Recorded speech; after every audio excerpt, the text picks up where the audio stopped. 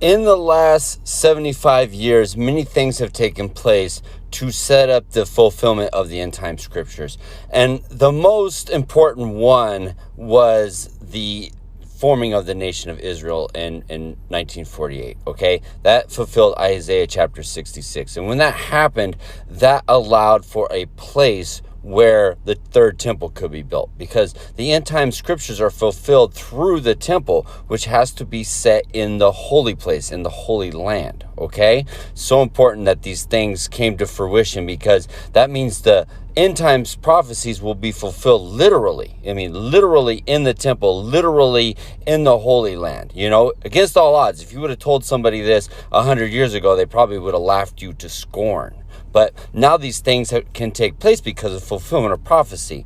And the next thing to look for in the prophetic timeline, I believe, is the war of the ram and the he-goat. Because that's the war that brings, you know, the bad guy in the movie up to power. That's the one who brings him up to global dominance and brings him up against God even. Okay? And so that's the next big key. The foundation's been laid with Israel becoming a nation, and the 6-day war, so that there's access to the Temple Mount. And then, you know, the taking place of the agreements, the Abrahamic Accords, and things like that. So they've been set up to fulfill the end times prophecy of the ram and the he-goat. So let's look at a few verses in Daniel chapter 8 regarding this, because I believe this will be the next fulfilled prophecy. Okay? Verse 9, and out of one of them came forth a little horn, which waxed exceeding great, towards the south, and towards the east, and towards the pleasant land. And it waxed great, even to the host of heaven. And it cast down some of the host, and of the stars to the ground, and stamped upon them.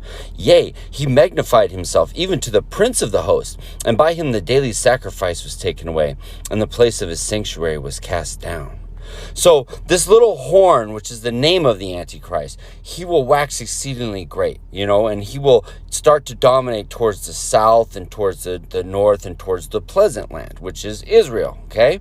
And he will magnify himself up to the stars, you know, he will become greater and greater and greater, to the point where he is that dominant world ruler, okay? And, you know, it says he will, you know, take the temple and desecrate it by having them stopping the oblation in the temple and having them stopping the daily sacrifice in the temple. So he will even come up against God in that fashion. You know, he will maneuver his way into this world ruler status and this, you know, situation where he's calling himself God by means of making war and going into Israel and taking out Iran in that war.